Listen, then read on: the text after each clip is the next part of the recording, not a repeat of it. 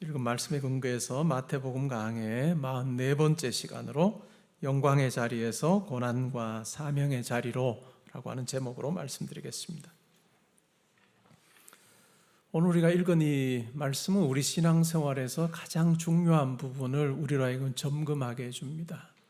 과연 내 삶의 신앙의 연수가 어떠하든지 간에 정말 이와 같은 하나님 만난 경험이 있는지 한번 잘 새겨보는 그런 시간이 되면 좋겠습니다. 1절에 보니까 엿새 후에 예수께서 베드로와 야고보와 그 형제 요한을 데리시고 따로 높은 산에 올라가셨다라고 이야기합니다. 엿새 후에라고 하는 말을 통해서 16장의 내용과 이어진다 하는 것을 잘 알 수 있습니다. 가이사랴 빌립보라고 하는 지역에 가셔서 예수님께서 제자들에게 물으셨습니다. 사람들이 나를 누구라 하더냐라고 그렇게 물었습니다. 제자들이 사람들이 생각하는 예수님에 대해서 이야기했습니다. 세례 요한이라고 합니다. 엘리야라고 합니다. 또 예레미야라고도 합니다. 아니면 선지자 중에 하나라고 그렇게 이야기합니다. 예수님께서는 아무 말씀도 하지 않으시고 제자들에게 다시 묻습니다. 그러면 너희는 나를 누구라 하느냐라고 그렇게 물으셨고 베드로가 답합니다. 당신은 그리스도시요 살아계신 하나님의 아들이십니다 라고 그렇게 답합니다.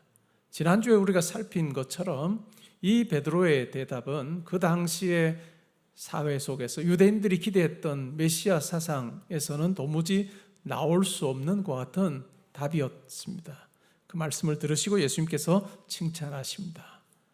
너로 하여금 하나님께서 알게 하셨고 말씀하게 하셨구나 라고 이야기를 하시고 내 위에, 너의 신앙 고백 위에 교회를 세우겠다라고 그렇게 말씀해 주십니다.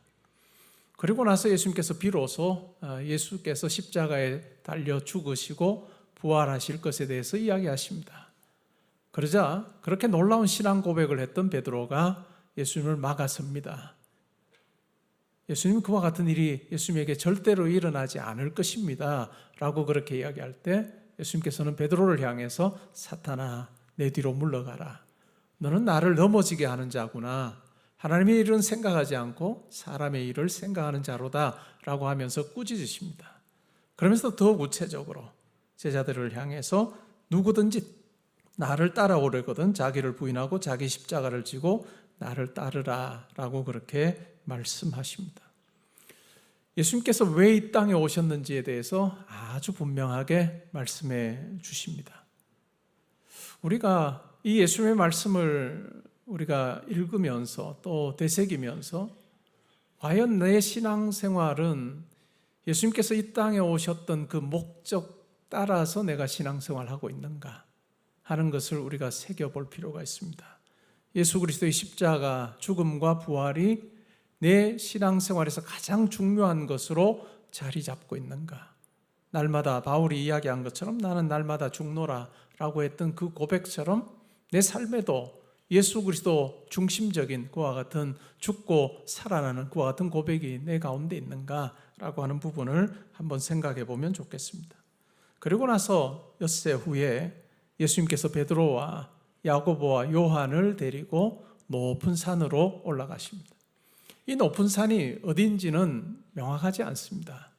전통적으로는 다볼산이라고 이야기하는 사람도 있습니다. 아마 갈릴리에서 멀지 않은 다볼산이라고 이야기하기도 하고 아니면 아주 북쪽의 높은 산인 헐몬산이라고 이야기하는 사람들도 있습니다. 그러나 명확하게 우리가 어떤 산인지는 알기 어렵습니다. 높은 산에 올라가면 당연히 갈릴리 지역이 잘 보였을 것입니다. 그런데 중요한 것은 산 위에서 갈릴리를 내려다보는 그와 같은 일에 대해서 언급하지 않습니다. 오히려 산 위에서 어떤 일이 벌어졌는지에 대해서 오늘 말씀은 이야기하고 있습니다. 예수님께서는 12제자 중에서 특별히 베드로와 야고보와 요한을 데리고 특별한 일을 경험하게 하신 적이 몇 번 있습니다. 회당장의 딸 야이로가 죽었을 때 야이로의 딸을 살리는 그 자리에 모든 제자들을 다 데리고 들어가신 것이 아니라 이 3명의 제자들만 데리고 가셨습니다. 오늘 본문에도 보면 3명의 제자만 데리고 예수님께서 기도하러 높은 산으로 올라가셨습니다. 누가복음에 보면 기도하러 올라가셨다라고 그렇게 적고 있습니다. 왜 3명의 제자들에게 이와 같은 특별한 경험을 주셨을까 하는 생각을 해보면, 베드로는 초대교회, 예수님께서 죽으시고 부활하신 이후에 생겨나는 교회의 지도자, 리더십을 행사하는 자로 그가 감당하게 됩니다. 사도행전을 보면 우리가 잘 알 수 있죠. 많은 유대인들에게 복음을 전할 때 베드로를 중심으로 하여 사도들이 복음을 전하는 내용이 나옵니다. 그리고 야고보의 경우에는 처음으로 그리스도로 인해서 순교한 사람이 됩니다.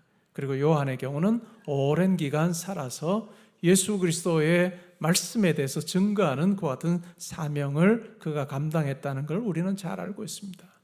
이러한 것을 통해서 우리가 확인해 보게 되는 것이 있다면, 큰 은혜가 주어지면 감당해야 될 사명도 크다라고 하는 것입니다.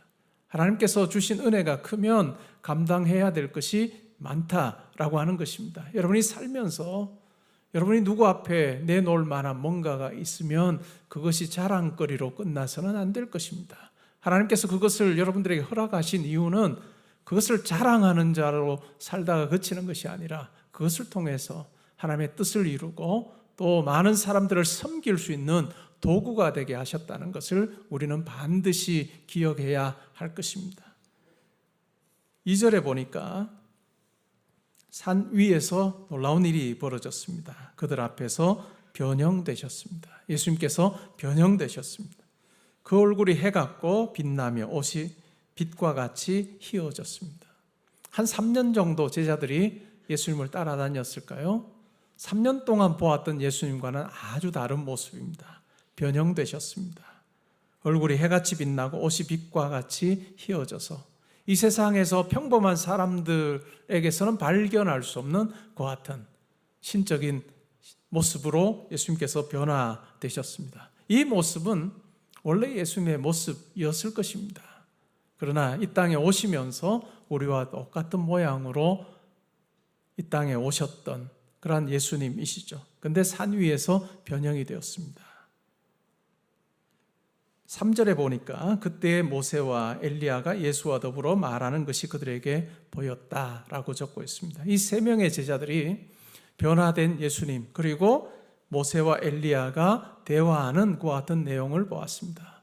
이 산 위에서 제자들은 예수님의 영광을 보았습니다. 예수님의 존귀함을 그들은 보았습니다. 뿐만 아니라 구약시대의 이스라엘 역사에서 아주 중요했던 모세와 엘리야가 예수님과 함께 대화하는 그 같은 모습도 보았습니다. 얼마나 황홀했을까요?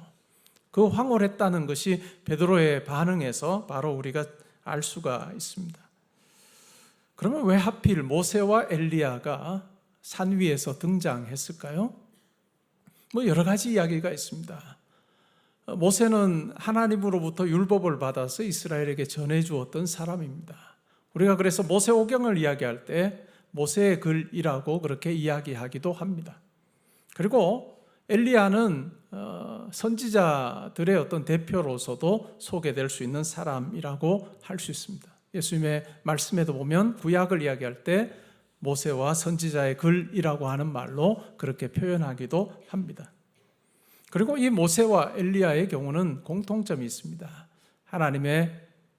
하나님께 주신 사명을 감당하면서 그들 또한 고난을 겪었던 사람들입니다. 이스라엘 백성들을 인도하여 출애굽하는 과정에서도 그는 하나님의 뜻에 순종할 때 모든 일이 순적하게 다 잘 되고 모든 민족, 모든 사람들이 다 환영하는 것이 아니라 때로는 거절당하는 그러한 경험들도 있었습니다. 엘리야의 경우도 마찬가지였습니다.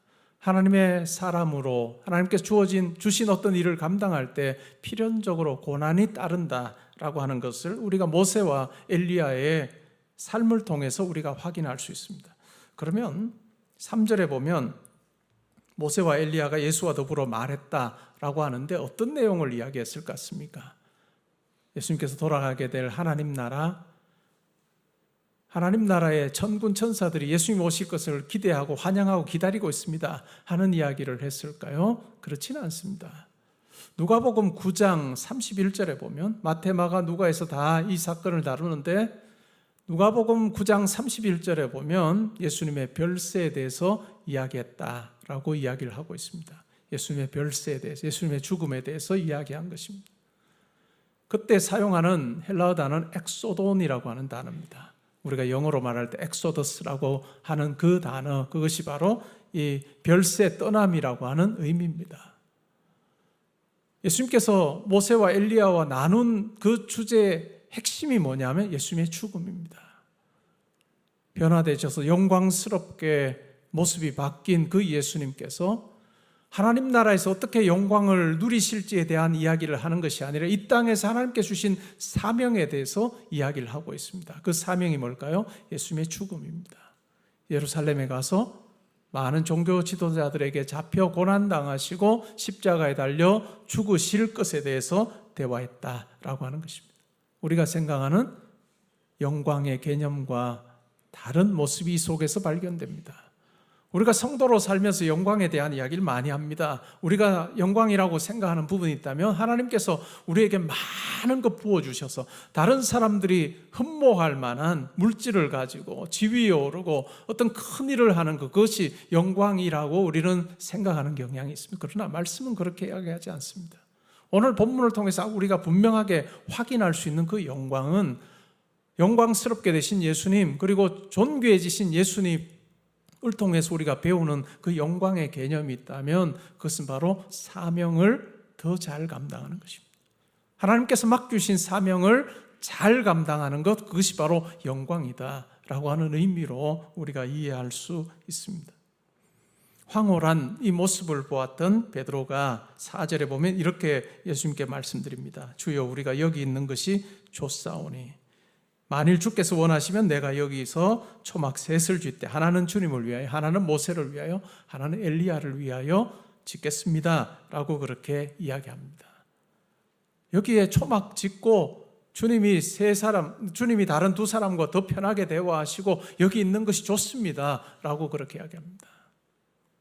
황홀한 자리, 영광의 자리, 은혜의 자리, 그냥 여기에 있으면 좋겠습니다 라고 하는 이 제자의 청에 대해서 하나님께서는 그것이 정당하지 않음에 대해서 말씀해 주십니다. 5절에 보니까 말할 때에 호련히 빛난 구름이 그들을 덮으며 구름 속에서 소리가 나서 이르시되 이는 내 사랑하는 아들이요 내 기뻐하는 자니 너희는 그의 말을 들으라 라고 하십니다. 빛난 구름이 그들을 덮었습니다. 그리고 구름 속에서 소리가 났습니다. 그러면서 예수님이 어떠한 분인지에 대해서 아주 분명하게 이야기해 줍니다. 이는 내 사랑하는 아들이요 내 기뻐하는 자니 너희는 그의 말을 들으라 라고 하나님께서 제자들에게 말씀해 주십니다.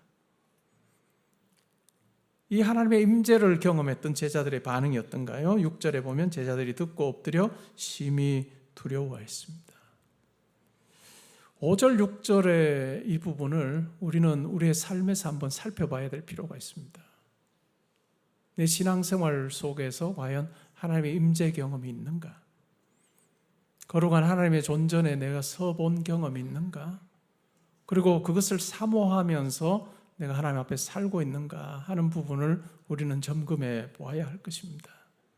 우리가 예배 자리로 나올 때, 기도의 자리로 나올 때 우리는 우리와는 비교가 안 되는 그 하나님 앞에 내가 예배하는 것이고 찬양하는 것이고 기도하는 것이다라고 하는 이 생각이 우리에게서 떠나지 말아야 될 것입니다.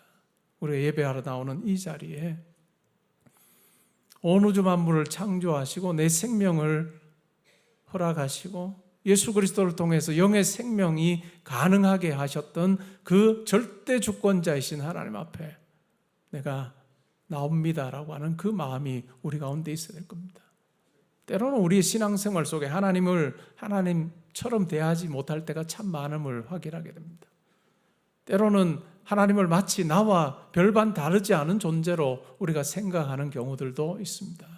그런데 말씀은 그렇게 이야기하지 않습니다. 영원하신 하나님입니다. 시간에 매여서 잘 살아봐야 100살, 120살 사는 우리와는 다른 영원하신 하나님, 우리와는 완전히 다른 존재 방식을 가지신 그분 앞에 예배자로 나오고 찬양 드리는 자로 나오고 기도자로 있다는 것을 우리는 잊지 말아야 할 것입니다. 여러분의 신앙생활 연수가 어떠하든지 간에 여러분 정말 기도의 자리에서, 예배의 자리에서, 말씀을 묵상하는 자리에서 이 경험이 있으신지요? 하나님의 임재 앞에 내 영혼이 두렵고 떨림으로 하나님 앞에 있게 되는, 하나님을 만난 그 경험이 있는지 한번 잘 살펴보시면 좋겠습니다. 물론 신약 성경은 우리에게 하나님 앞에 나아감이 담대히 나아갈 수 있는 자리라고 이야기하는 경우가 많습니다. 히브리서 4장 16절에도 보면 은혜를 얻기 위하여, 때를 따라 돕는 은혜를 얻기 위해 은혜의 보좌 앞에 담대히 나아간다라고 이야기하지만, 이 담대히 나아감이라고 하는 것 속에 두렵고 떨림이라고 하는 것이 배제된다는 의미는 아닙니다.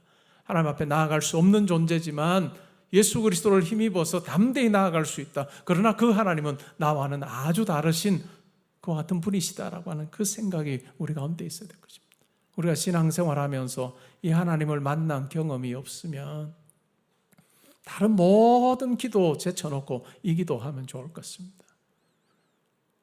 내가 신앙생활한 지 30년이 됐고 20년이 됐고 50년이 됐고 60년이 됐는데도 내가 내 영이 하나님을 만난 경험이 없이 그냥 들어서 아는 그런 어떤 하나님으로 내가 모시고 산다면, 여러분 예배 마치고 나서 오늘부터 집으로 돌아가셔서 다른 기도하지 마시고, 하나님 저에게 은혜를 부어주시고 긍휼을 부어주셔서 제 영이 하나님을 만나게 하여 주옵소서. 하나님 존전에서 두려워하고 떠는 그 경험이 있게 하여 주옵소서라고 하는 그 기도가 여러분 가운데 있으면 좋겠습니다. 이것이 없으면, 구약에도 그런 이야기가 나옵니다. 묵시가 없으면 백성이 방자히 행한다고 했는데, 우리가 하나님의 이 존전의식이 사라지게 되면 내가 주인인 것처럼 내가 중심이 되어 말하고 행동하기에 우리는 익숙하게 살 수밖에 없다는 것을 우리가 기억하면 좋겠습니다. 내 마음을 아시고 내 생각을 꿰뚫어 보시는 그 하나님 앞에서 정말 내가 하나님께서 기뻐하실 생각을 가지고 내가 살고 있냐?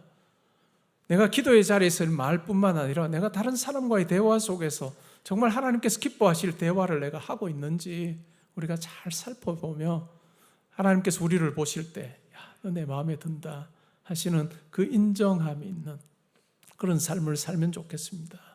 우리 하나님의 존전에 있다는 것. 여러분 다음 주부터 예배 자리로 오실 때, 교회 예배드리러 오실 때도 마찬가지입니다. 그냥 밝은 분위기, 좋은 분위기, 교회 참 명랑하고 좋네, 이게 중요한 게 아닙니다. 교회 찬양대가 찬양 잘하네, 이게 중요한 게 아니에요.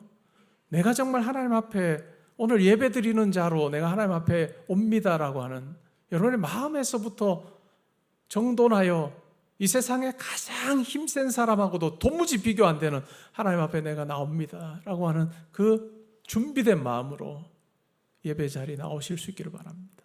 준비된 마음으로 찬양하기를 바라고, 준비된 마음으로 기도할 때 우리 이 땅에서 하나님께서 기도에 기회해 주시고 예배에 기회해 주시고 찬양부를 기회해 주신 그 하나님의 뜻 따라 우리가 예배 드리는 자로 우리가 살 수 있을 것입니다.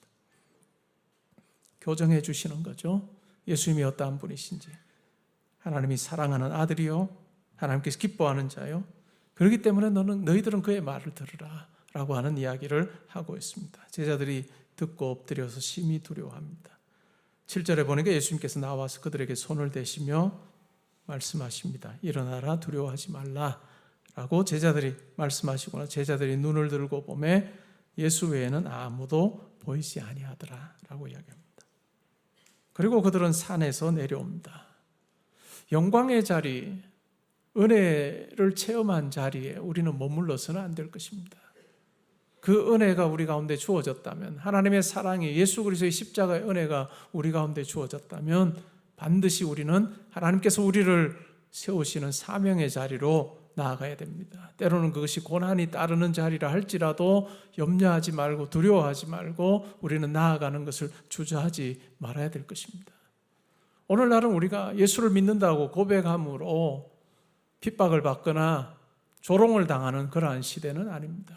그러나 우리가 이 세상에 속한 자가 아님을 우리가 삶의 자리에서 확신하면서 살 때 때로는 믿지 않는 분들하고는 다른 삶을 살 수밖에 없을 것입니다.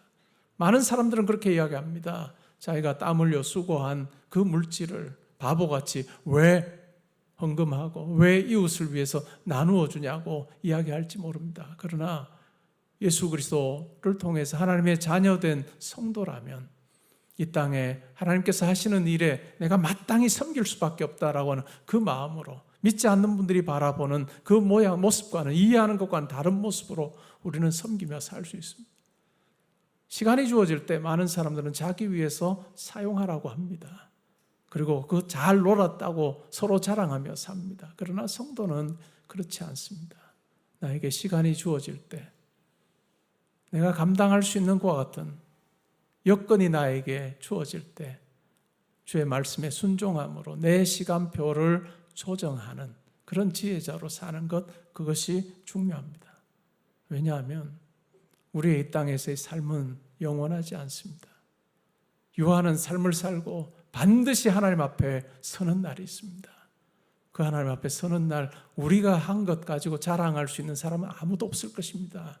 예수 그리스도 십자가의 그 은혜 위에서 우리에게 감동 주시는 대로 하나님께서 기뻐하실 그 흉내내며 산 우리의 삶을 하나님께서 칭찬하시고 또한 인정해 주시는 그 날이 있다면 우리에게 가장 복된 날이 되리라고 믿습니다.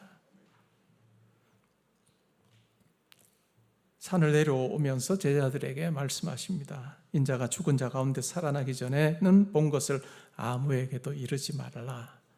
이 세 명의 제자들은 예수 그리스도의 죽음과 부활이 있고 나서야 이 이야기를 했던 것 같습니다. 베드로 후서 1장에도 보면 베드로가 이때 이야기를 편지에 적고 있습니다. 제자들이 묻습니다. 그러면 어찌하여 서기관들이 엘리야가 먼저 와야 하리라 합니까? 예수님께서 말씀합니다. 반드시 엘리야가 먼저 와야 한다. 그리고 예수님께서 말씀해 주시는 그 엘리야는 바로 세례 요한이라는 것을 제자들이 알게 됩니다. 하나님께서 세례 요한을 보내셔서 미리 예수 그리스도의 사역을 준비하게 하셨던 부분에 대해서 알게 되었습니다. 우리는 오늘 이 말씀을 통해서 우리가 어떠한 존재인지에 대해서 한번 생각해 보면 좋겠습니다. 우리가 많은 것을 아는 것 같고 내가 내리는 결단이 정확할 것 같지만 곰곰이 생각해 보면 결코 그렇지 않다는 것을 우리는 압니다. 내가 가진 지식이 참 얼마 되지 않고 내가 한 경험조차 얼마 되지 않아서 정확한 결단을 하기가 어렵다는 것을 우리는 알게 됩니다. 우리가 얼마나 알까요? 우주에 대해서 얼마나 알까요?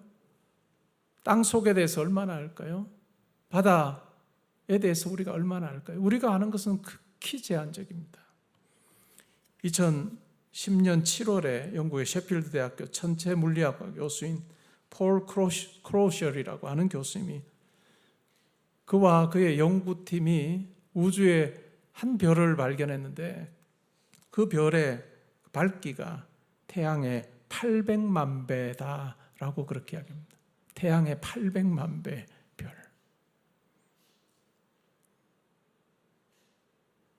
그렇게 생각을 해보면 우리는 하나님 앞에서 또한 창조된 이 공간에서 먼지에 불과한 존재, 정말 지극히 작은 존재, 또 제한된 기간을 살다 가는 존재라는 것을 우리는 기억할 필요가 있습니다.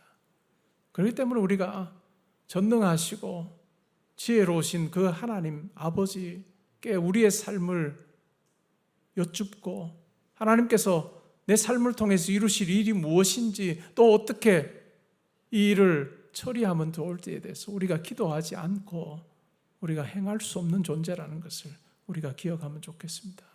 사랑하는 성도 여러분, 우리와 아주 다르신 하나님께서 우리를 기뻐하시면 모든 것이 다 불가능해 보이는 그 상황에도 그 일은 이루어질 것입니다. 그러나 반대로 모든 것이 다 가능한 것처럼 보이는 그 상황, 그 일도 하나님께서 섭조게 하지 않으시면 이루어지지 않는 것이 일이라는 것을 우리는 기억할 필요가 있겠습니다. 그래서 우리의 삶이 하나님 앞에 기도할 때도 하나님 나에게 이것 주세요.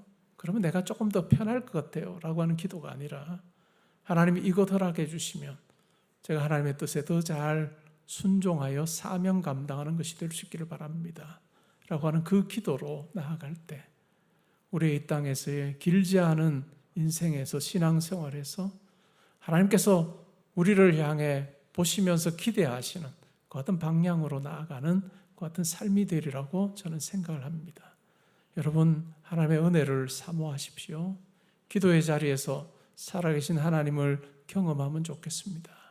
그러나 그곳으로 끝나지 않고 그 하나님을 만난 그 경험이 우리를 사명의 자리로 더 신나게 나아가도록 하는 그러한 멋진 삶을 살다가 하나님 앞에 서는 그날 따라 아들아 잘했다 칭찬 듣는 저와 여러분 될 수 있기를 주님의 이름으로 축복합니다. 아멘.